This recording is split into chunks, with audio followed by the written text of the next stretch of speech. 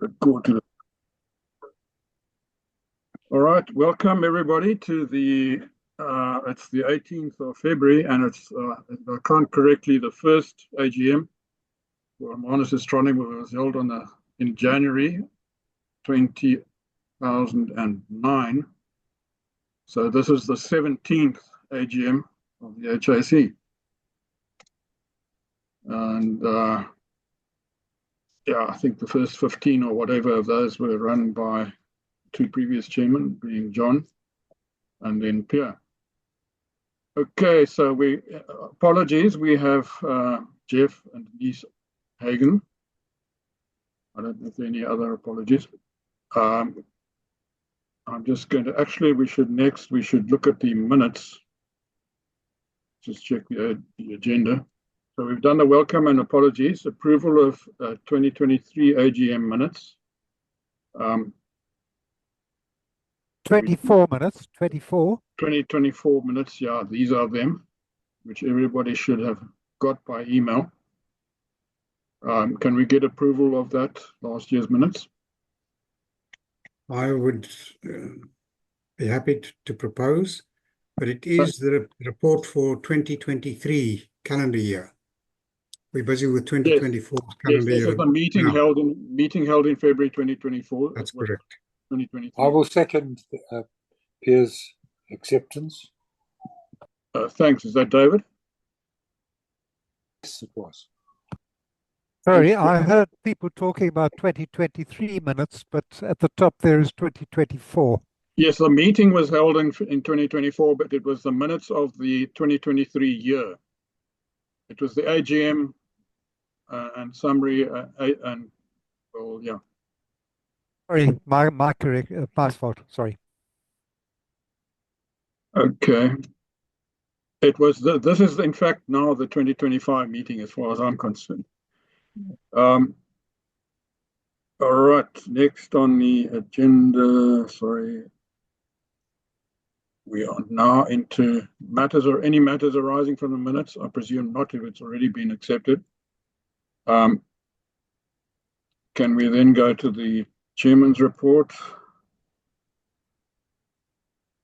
Annual report. Chairman's report. Would everybody like me to read through it? Can we just scan through it? All right, well, I'm just going to start. Let's see, all right, let's go for it. The 2024 year proved to be a difficult year from the point of view of maintaining membership numbers, but the year has also been blessed with some highlights.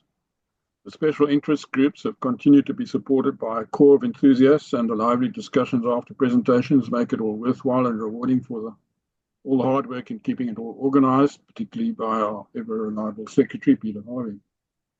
Amongst his several duties, he keeps up the coordination and communication to facilitate the in-person attended meetings at Honest Manor, while also keeping superb record of all attendance statistics, as well as keeping a sharp eye on observing opportunities to remind us of. As can be seen from Peter's attendance table below, that's the one on the right-hand page, attendance at monthly meetings was maintained at the 25 to 30% range as in previous years, with excellent attendance by Honest Manor visitors. Hopefully we can generate a few new members from the visitors attending the in-person meetings, but the other potential source we identified previously, being public and arranged stargazing events, were problematic, as many attempts at this were stymied, mainly by adverse weather conditions. Hopefully we were able to get back on track with that aspect this year, which looks like having a promising start thanks to the Harmonis Hikers event planned for the end of February, thanks to Pierre's organising efforts. Thanks to Peter Kotz's continued efforts at arranging excellent speakers for 2024, all our monthly meetings were very well received by the attendees. Although he finds himself unable to continue with this function this year, we thank him for the excellent job done over the past couple of years. Fortunately, he continues with his usually superb effort in editing the astronomy news section of the well-received HAC newsletter. So here we have one of Peter Harvey's tables, being function attendance, going back to 2012 up until 2024. So some interesting reading there. He started an outreach attendance column there for 2024. So Dr. Pierre de Villiers has continued his wide-ranging outreach activities, whether it be teaching and encouraging learners to construct their own sundials or outings to the planetarium, Cape Town Observatory, Noon Gun on Signal Hill, and the Eskom pump storage, electricity generation scheme in Gabon. He's ably assisted in all this, as well as tours of the Cliff Path solar system model, Gering's Point astronomy information tablet display by McFinn. I believe these activities aimed at the youth are critical for generating interest in and enthusiasm for astronomy and other science-related matters. I'm sure this is also an excellent potential breeding ground for future HAC members. As is usual, Piers continued his efforts in effectively solving the maintenance problems of the Gering's Point astronomy displays, and we hope to complete this process this year now that the optimum methodology has been worked out. Solar system display continues to be a major headache, but Piers continuing with a specific plan of action for the problems, most of which are unfortunately caused by senseless vandalism. In addition to all this, Pierre has been actively involved in implementing the global meteor network system in selected schools with donated cameras and equipment. He will tell us a bit more about this later. Next page. All right, so here we have a list of the speakers during the year, extracted from Peter's attendance statistics. To accommodate the members' wishes to have more in-person meetings with David and Lane Sykes facilitating, many thanks, we are grateful for that. We managed to fit in 6 hybrid meetings at Andres Manor during the year. As can be seen from Peter's stats below, the most popular were Jenny Morris's presentation on the Southern Cross in January, as well as the Black Aurora's presentation by Maura Nell in May. So the statistics are not shown there, but if you look at the expanded thing with all the other functions, you can see the percentage attendance there. It would seem that the way to improve the numbers would be to get speakers who are popular with the members and who present unusual and interesting topics. We are fortunate that the other speakers arranged by Peter Kotz are also of a relatively high quality. I personally found them all very interesting. Interestingly, the hybrid AGM meeting held in the Catholic Hall, in fact, had the highest HAC member attendance. Probably quite unusual for an AGM. Perhaps, most likely, this was partly due to Peter's request in the January newsletter for members to attend if possible. So perhaps this is another way we can get more members, Peter. On the following page, we can see Peter's analysis of the attendance trends for all the meetings held during the year. So, very interesting. This is a sort of a shortened version. It doesn't give all the percentages that he has in his stats thing, which he sends out every month. I think I do have a copy of that. Some of you can look at that. So this you can see has all the statistics here. It's quite an interesting sort of analysis if you dive into that.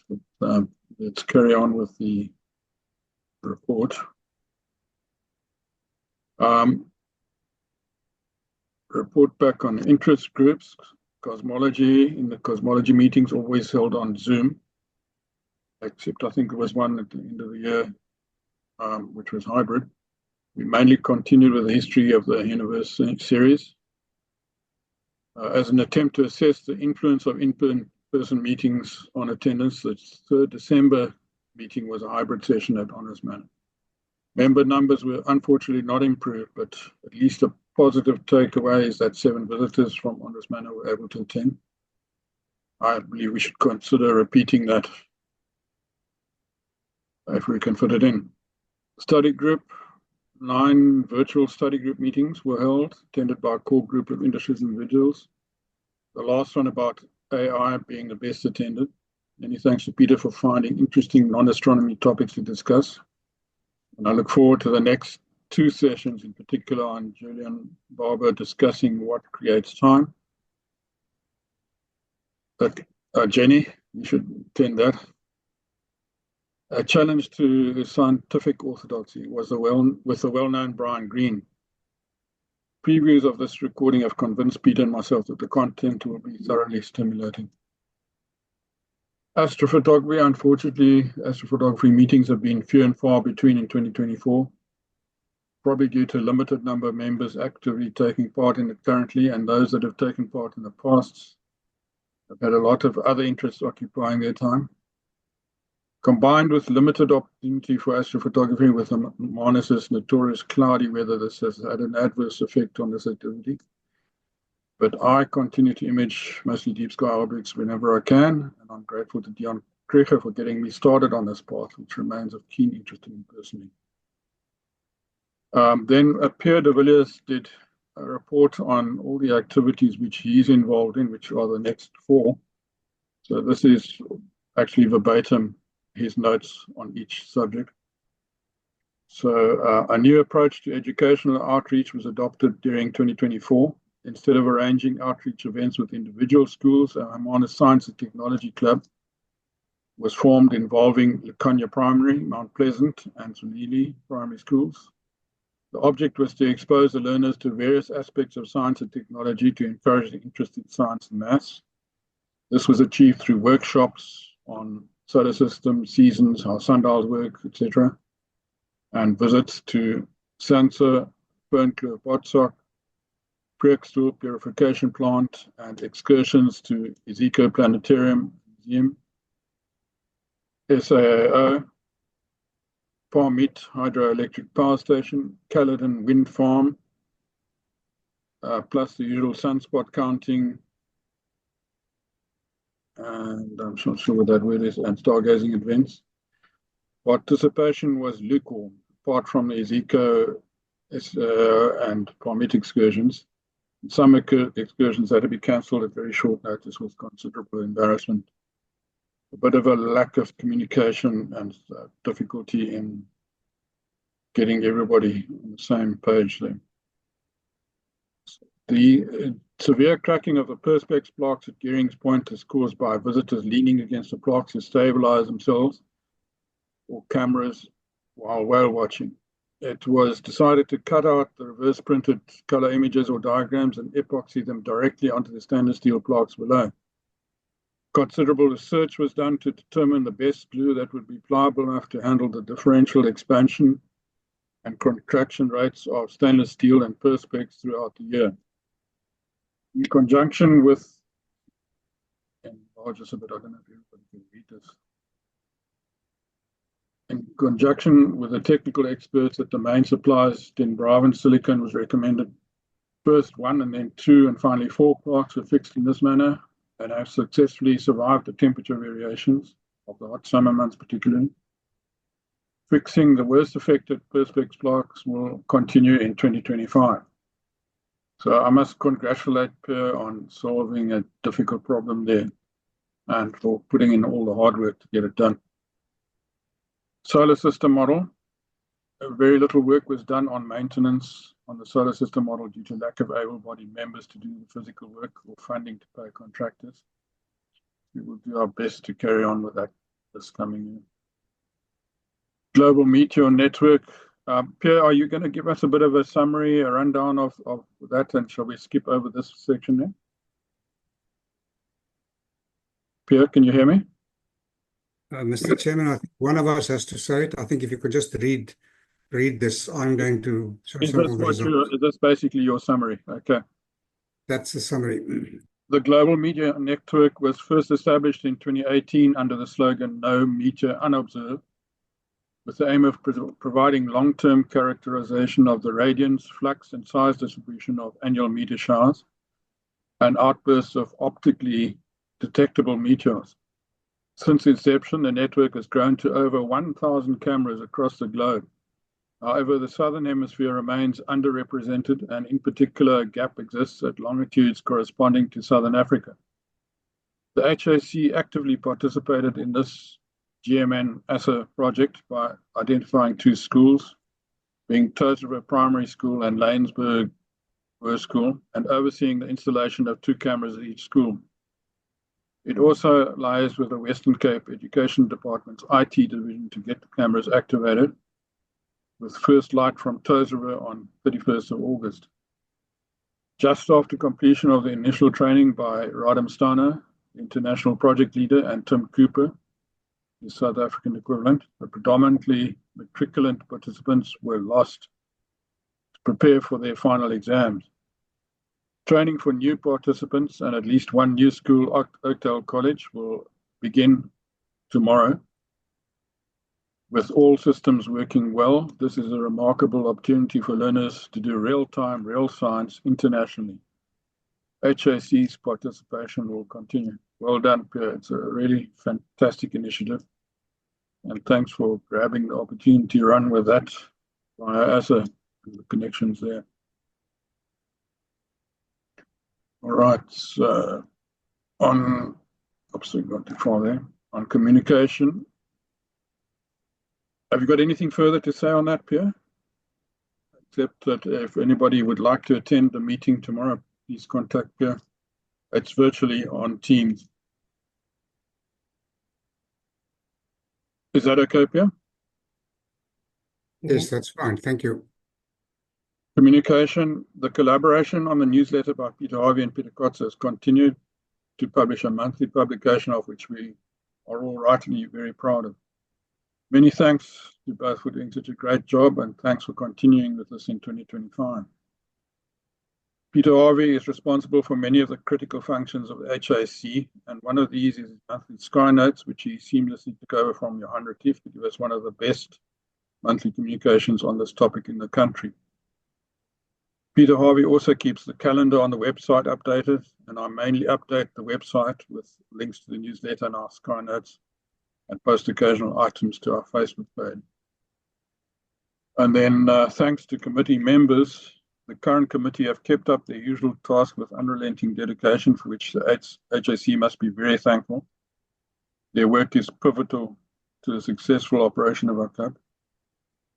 Pierre de Villiers was a founder member of the club and as chairman for many years. Under his guidance, it developed to what it is today, and he continues to partake in several activities which positively affect, there's a word missing there, the well-being of the club and astronomy and Hermanus in general.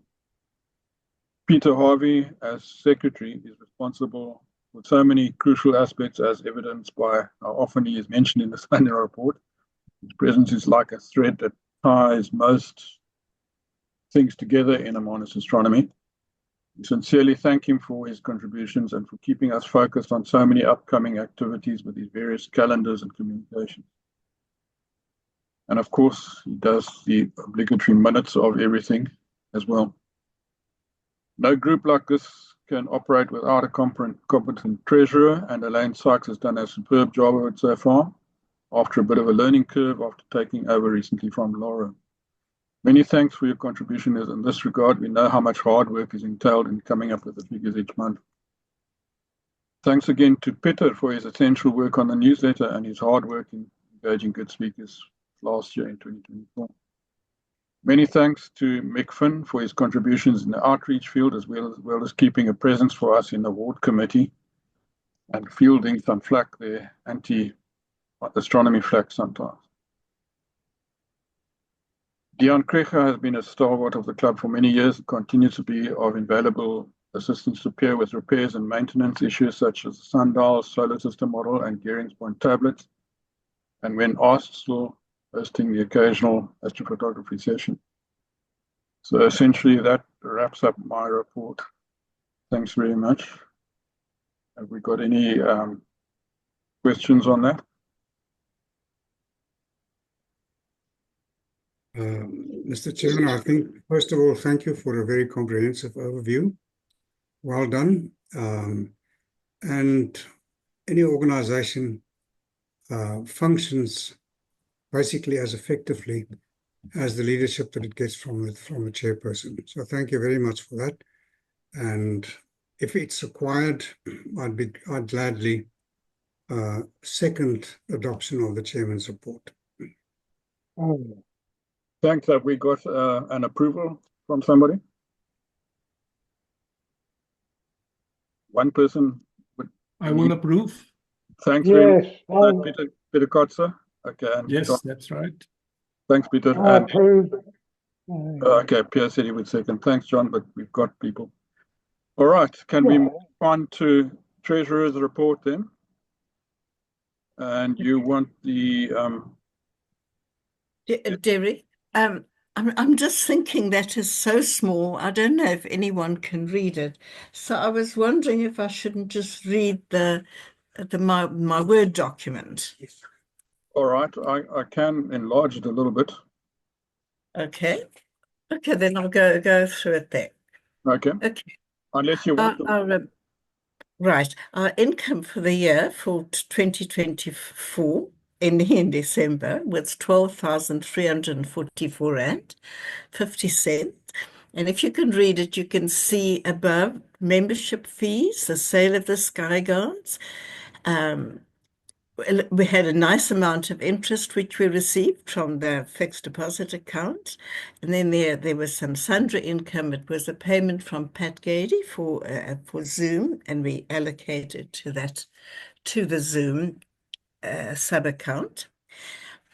And our expenses for the year was 9,283 Rand 39 cents. And you can see where that went. At the venue hire, we didn't have venue hire because we're going to Andros Manor. Meeting and meeting related expenses amounted to 6,700 odd Rand. And that was mainly for things like Zoom costs, insurance costs, the occasional speaker who we take to dinner, cost of the Sky Guides, bank charges, education outreach expenses, and then sundry expenses for maintenance. So the total 9,283. So we made a profit of 3,000 Rand, just over 3,000 Rand, which is a nice change from the previous year.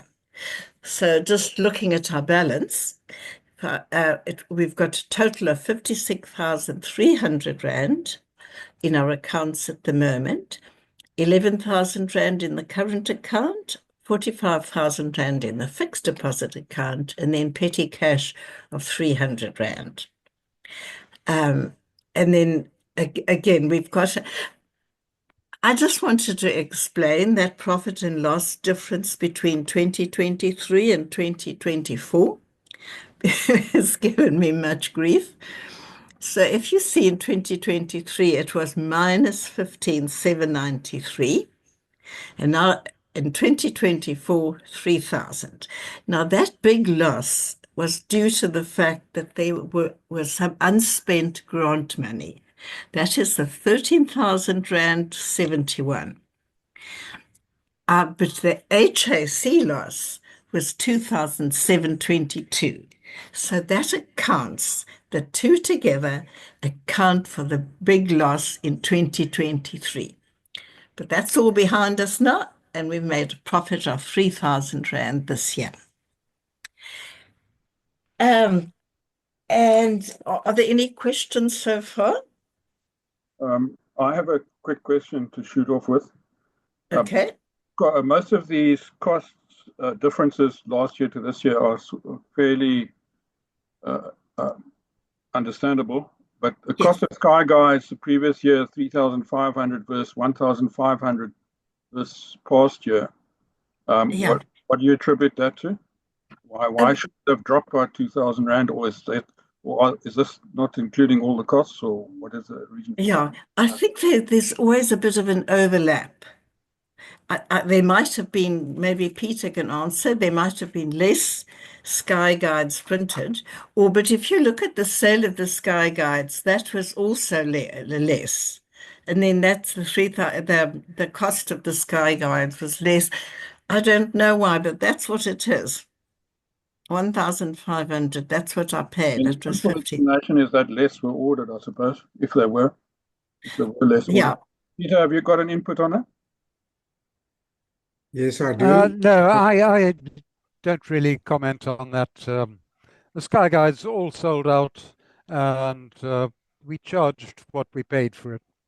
Sorry, Pierre, the videos you We have in the past paid 50% of the invoice from ASA, which reflects in the previous financial year's financials, and then we pay the balance in January typically, and I think that's where the difference between 1,500 and 3,000.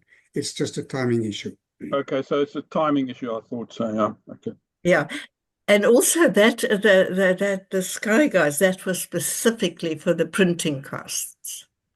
Well, that's the way I have recorded. All right. Any other questions? There seem to be no other questions. Do we need any other input, or is this balance sheet enough? Yeah, could I just mention that we do have currently available so it's 3,535 Rand available and earmarked for educational outreach. And we've got a considerable amount earmarked for maintenance, projects and maintenance. Is that in your Word report? That's in the Word or in the Word one.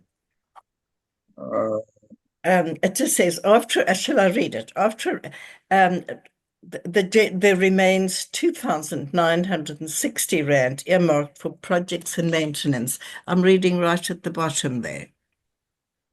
The last paragraph, I just made notes there. There, okay. Shall I read just the notes out? Oh, Because the sure. rest, okay.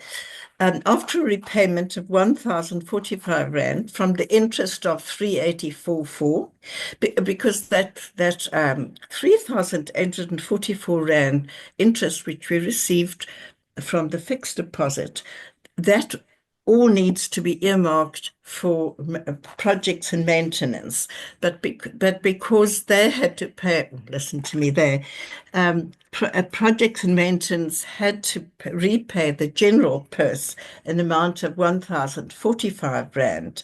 It means that there are still 2,960 Rand earmarked for the projects and the maintenance. And then the educational expenses, there remains 3,500 Rand. Educational outreach. Okay. Yeah. 665 for maintenance repair to Pierre for purchases. Yeah. Okay. Is that clear? Thank you very much. Can we get approval of the Treasurer's report from the proposer? Who would like to approve? Yes, I'll go over that. Thanks. I'll second then. Laura, Thanks. I'll second. Thanks, Laura. Okay, thanks very much. Excellent report. Thanks, Elaine. And we have approval. And then we have election of committee. So all current committee members have indicated their willingness to continue. Are there any additional members persons currently attending this meeting now who are interested in joining the committee and helping out?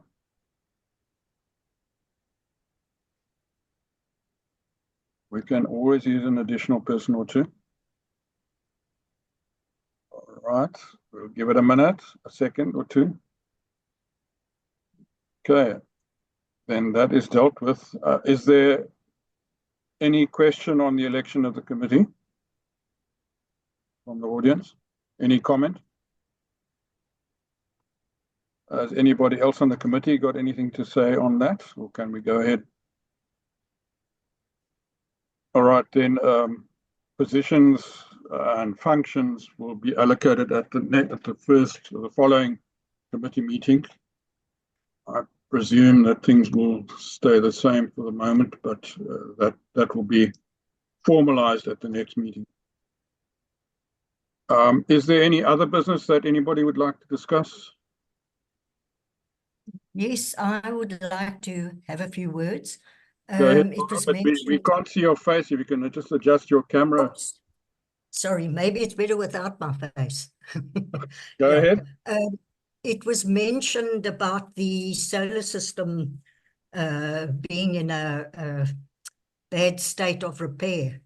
And I know it's going to cost a lot of money to fix it, but is it possible to try and get funds from the budget from the municipality, or failing that, could we maybe have a raffle or something to raise funds for it? Because I must admit, I'm there usually every Sunday morning, and some people do come past and that, and I'm actually, I wouldn't say ashamed, but I mean, I can't be proud of the way it looks.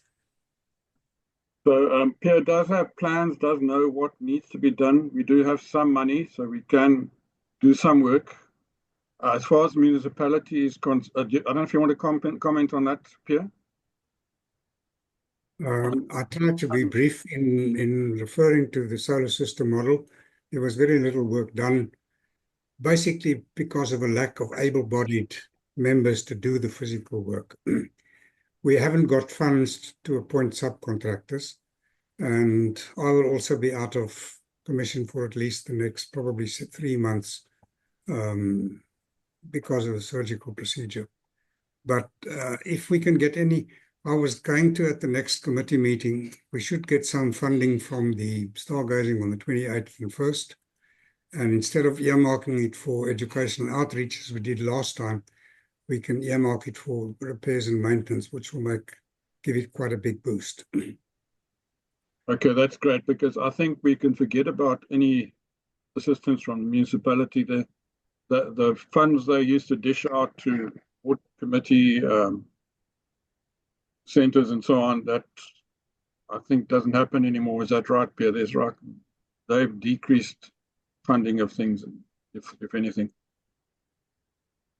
Where there used to be an allocation for Hermanus astronomy annually from municipality, which no longer exists. Is that right, Pierre? Mick is not here. Yeah. Okay, so we're going to rely on ourselves to sort it out.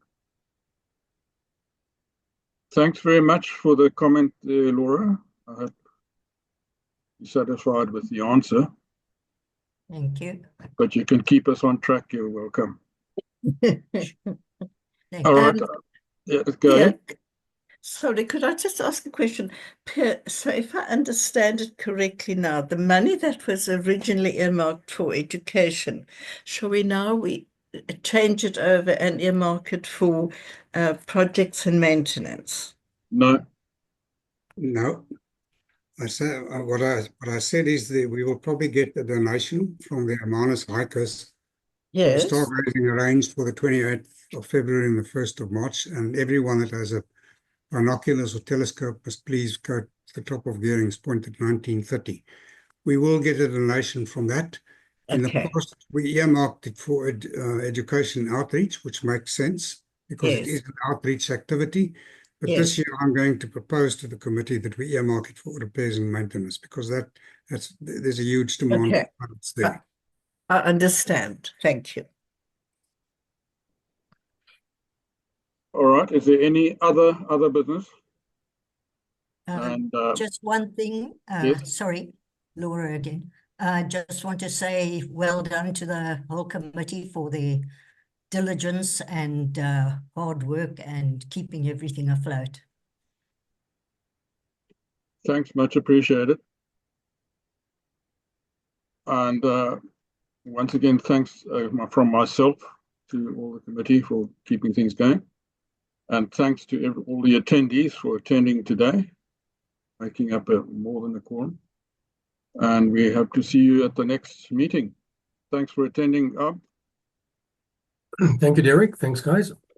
But I just want to very briefly show the members what one actually gets from the Global Meteor Network. Show you some of the diagrams and images, because it is quite fantastic. Pierre started screen share. There we go. It's up. Right. Okay, very briefly, I think the credit for this fantastic project must go to Tim Cooper. He arranged for 4 cameras which were earmarked for rural and under-resourced schools. That's where Touws River and Laingsburg came in.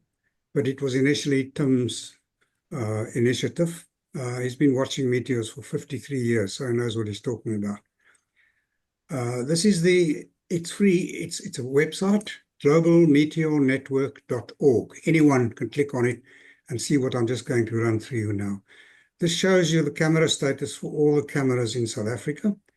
Z0001 and 01 and 2 are privately owned. 6 is Touws River Primary, azimuth 100 and elevation 30. I'll show you some more. 7 is also at Touws River, but that's pointing to azimuth 160, in other words, very close to the South Pole. You can see these images give an indication of circulation around the South Celestial Pole. 8 is at Laingsburg, looking due south, and there you can clearly see the circles rotating around the South Celestial Pole. And then 9 is also at Laingsburg, and that is looking also at azimuth 100. Now, the best images, I think because of light pollution, come from Touws River. So I'm going to just show you what you can typically see. This is the green light says it's active, and it's latest night. That's last night's images that we will just go through. The first screen is just stacking all the images taken by the cameras. It's 40 millisecond images, and they stack 256 onto each other, so you get an image every 10 seconds about. This is detected thumbnails. I'm not quite sure why this is there, because you don't really use it, but the captured thumbnails, you can see the time. First of all, at the top where it's so bright, the camera sensors are flooded with too many photons, and then you can see it's starting to get dark at about 1830. And just look at the number of meteors that you can see in these images. In fact, you see most meteors at there's 1906, or was it 1906? You got a lot of them. I'm just wanting to make a note of that so that we can have a look at this one, 1906, in more detail. And then you go down through the night, and then during the middle of the night, there's very little, and then close to morning, you see more meteors appearing again. You can see this. And you can think why that is the case. I'm not going to answer it now. But last night, that camera detected 101 meteors. And in the meteor shower called AAN, the International Astronomical Union has got 1,100 known meteor showers. And I think the holy grail for the GMN project in South Africa would be to identify new meteor showers from our longitude in the Southern Hemisphere. And there's lots of detail which I'm not going to waste too much time on. It's quite interesting to see the number of matched stars, red, quite a lot, about 300. Predicted stars, it's obviously got something of a database predicting what should be visible, where the cameras are pointing to. And then what's quite interesting, for every night, you've got a time lapse of every 10 seconds about. It's 256 times 40 milliseconds. You can see there it's light, and there the stars are starting to come through. Not all these streaks are meteors. Some of them are moths or flies or something like that, or birds, or even satellites. But it's very clear that you can see the constellations are rotating during the course of the night around the South Celestial Pole. Here at the bottom, you can see the time. It's 20 universal time. There's about 10 o'clock our time. And so it goes through the whole night. I'm not going to waste too much time on this. I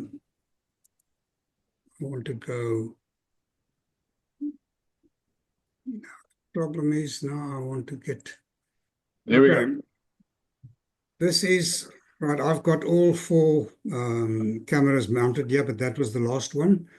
We're now going to read data directly on the Raspberry Pi computers at the global Meteor Network cameras. And this is real time.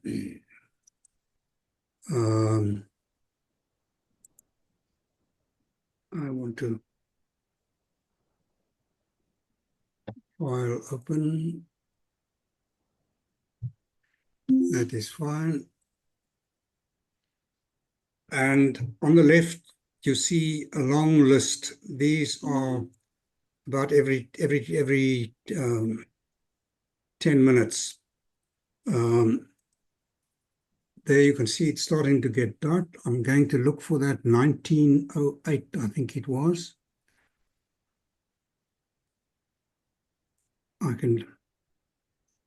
Well, there is interesting.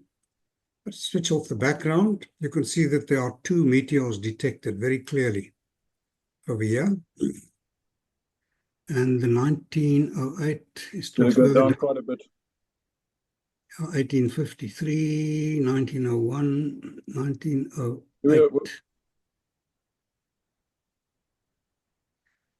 I think it was the next one. You can see how they're moving. How they're moving through, yeah. In any case, you can select, inspect whatever screen you want. But then what makes it extremely powerful, you can actually download. I have to do this here. And I don't know how to get rid of this top screen. Remote control chat. It's a little bit difficult working it on Zoom. Yeah, it is. I can't get to that. It's behind, just behind. If you can watch my cursor, this is screen 1, and I want to get next to it to sharing it. There we go. There we go. So if I do this, first of all, on the right-hand side is the Raspberry Pi computer, Z007 to 2025 17. I took one, all right, 1753. There we got 2025. That's quite a spot down, 1820.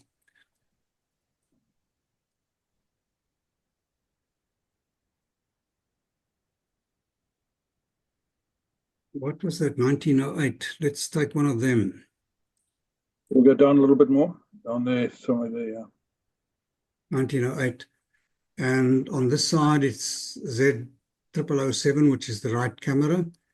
And we simply download the image, and you can see it appearing on the left, 3.53 megabyte. Okay, so now we've downloaded one like that. I don't want to go through the complete process. This is a FITS file. The next step is actually to, I just want to exit this. Yeah. There we go. Now it's showing. Okay, it's an open website, so it can be quite busy at times, but you first got to upload an image for it to plate solve or determine what you're looking at. So I've got to choose a file, and I'm just going to take one of them that I have converted the file from FITS to JPEG in another freeware called GIMP, and there you can see the ending is JPEG. I'm just going to take this and upload, open and upload. You can see it says It started. Now it's going to plate solve. This looks upside down to me if I just look at the direction of the meteors. It's processing, and it's quite intense processing. Takes a few seconds. What was that? It does take a few seconds. You just got to have a little Yeah. bit of patience. It keeps you up to date with what it's doing, but it's Greek. It's But this is now essentially finding the star patterns in the sky and deciding where exactly. Now you can go to results page at the top. It says there. success. It's success. You click on the go to results page. Yeah. This shows you the constellations that are visible. This is actually upside down, as I said, looking at the tracks of the meteors. But the center point is accurate, and one can use that. If you look at the detail it gives you, it says the center of the image. It gives the RA and DEC in hours, minutes, seconds, and degrees. That's Southern Pole. What's that? The size of the image it's covered is quite big, is 53.6 by 31 by 30 degrees. So that is quite a huge chunk of the sky that it is showing. Now you can save a copy of that. There we you see that. Okay, now you can just maximize it again if you want.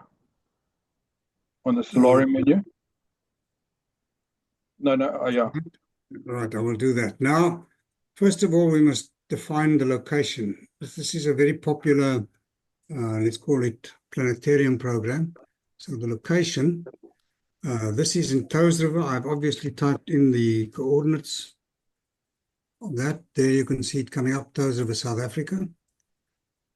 So it knows where you're looking from and at what time. And that was, I think, what was it, 20? It was the 17th. And I think it was 19, so let's call it about 20. Correct, yeah. So you must put it to 1907 also. So the minutes was just put you. Oh, that was universal time, of course. So Yeah, it's universal time. I'm just going to, I can't remember what the minutes was, but let's minutes call it. was 7, I think. Okay. That's close enough. Yeah, that is close enough. And I just want to stop the watch clock. So now you've got this. One can pull it down. We are at south. We can switch on the constellations and their names. But now we must point it in the correct region, and we do that in Stellarium. You search, and you can either use azimuth altitude, but the astrometry is more accurate. So I just want to type in this, which is 3, not type in. You can see how the screen is changing, and this is 23.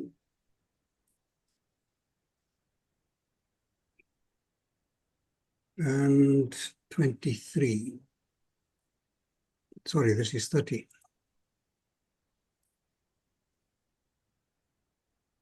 And then 23.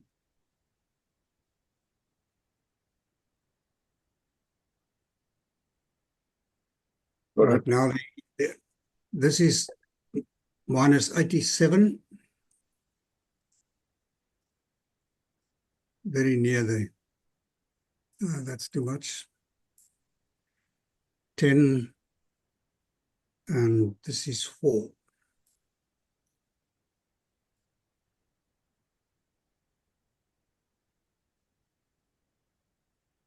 Okay. There now you can see the circle there with the cross on. That is exactly where the telescope is pointing to, the meteor camera. And then Derek defined an eyepiece for Stellarium. You can choose various telescopes. Well, let me show you. You can choose a telescope. A lot of different options. Derek defined GMN camera with that focal length and diameter. and also adapted a sensor called a GMN sensor, which gives you the right size, 53 by 30. So if I switch it on, there you can see what the camera is actually seeing. And you can also now switch on deep sky objects. That one there. And this is extremely informative. This is why Stellarium is so powerful. There you can see is 47 Tuck, the small Magellanic Cloud, Jewel Box, and there is Crux.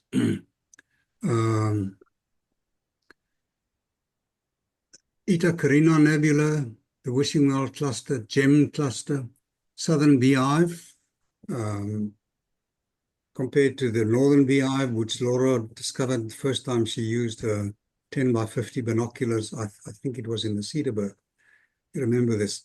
But you can see what a powerful learning tool. Now, if you advance the time, you can see what constellations are going to move through the camera's field of view during the night and during the year. Just a final comment. These are the tools which the learners can use to download the images that they were seeing. A precondition for participation in the project is that they must do a long-term and a short-term project. And Tim is adamant that they must choose the projects themselves. Two possibilities, which I just want to mention, is to keep tabs of obviously the number of meteors that you see every night from the Southern Hemisphere. Another one would be noting which constellations are visible through the various cameras, various times of the year. And then getting back to the Holy Grail, I think it'll be fantastic if we can discover a new meteor cluster, but that requires that you must calculate the trajectory of the meteor. And that's not so simple, but I think with some assistance, the learners will be able to, the participants will be able to do so. I think I did mention that the outreach program is aimed at learners only. There are more than 1,000, let's call it amateur scientists, who are helping them to do it, but the outreach aspect is aimed at scholars. I think that's what I want to say. I think you can see that it's an extremely powerful tool, and we are starting tomorrow with the training. And hopefully we'll make rapid progress during the course of this year.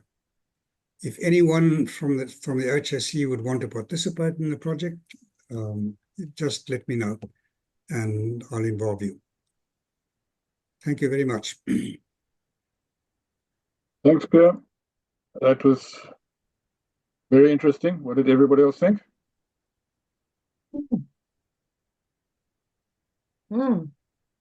Very impressive, powerful. Yeah, very powerful and impressive. Yeah. So there's a lot that can be done.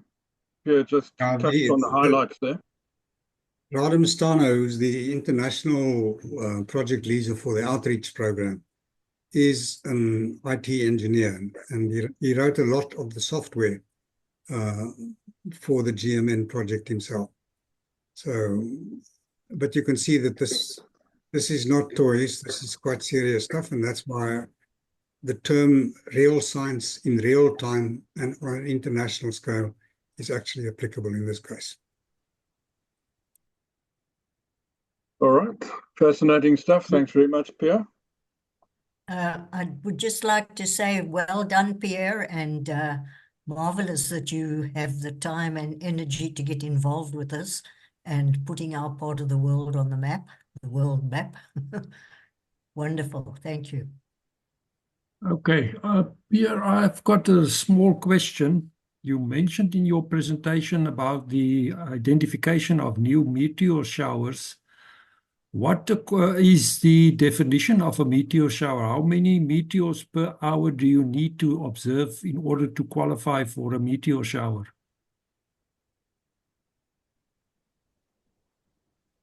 I I'm not quite sure what the answer to that is, but you've got to determine the radiant of a shower. In other words, where it apparently originates. If you calculate the trajectory of meteors that you see during the night, you calculate the trajectory and then you extrapolate back. And if you can find a number, whether it be 10 or 20 or 8, which seem to originate from the same radiant, then you're looking at a meteor shower. And if it's not amongst the 1100 known by the IAU, then it will be recognized as a new meteor shower. And I think from our geographical location, theoretically, it would be possible for us to detect new meteor showers, because it's a different perspective. It's not Northern Hemisphere, it's not South America or Australia. So our longitude and our latitude give us a unique eye on a piece of the sky. So theoretically, we should be able to identify them, but that will be fantastic. So, Pierre, the source of a meteor shower is generally, if I understand correctly, it's a comet breaking up. Is that right, Pierre? Yes, it's small particles. Just to put it into perspective, more than 100 tons of meteoroids, which can vary from, they're typically sand grain size, but they can go up to 500 millimeters or something like that, sifts down onto Earth every night. We can only see them when they enter the Earth's atmosphere, and because of very high friction, it outgasses, and then therefore you get different colors also for different composition. So when it's outside the atmosphere, it's called a meteoroid, and when you see the shooting star, it's a meteor, and if it's big enough and it lands on Earth, then it becomes a meteorite.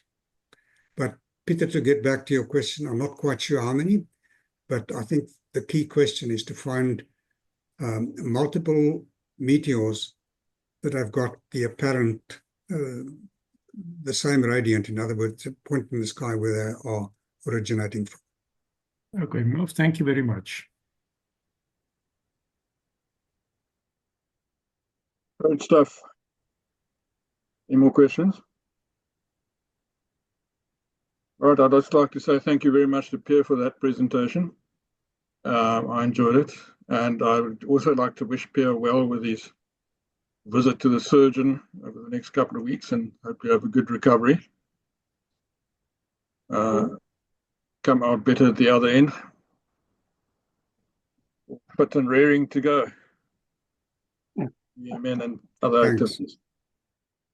All right. If there are no other questions or comments, can we then wrap it up? And I thank you all very much for your attendance. And we'll see you at the next meeting. Can we wrap it up now, Peter? Have I forgotten anything? All right, then I'm going to stop the recording, and we will see you at the next meeting. And hope to enjoy the rest of the year and all the astronomy activity. That's very good. Good night, everyone. Cheers. Bye.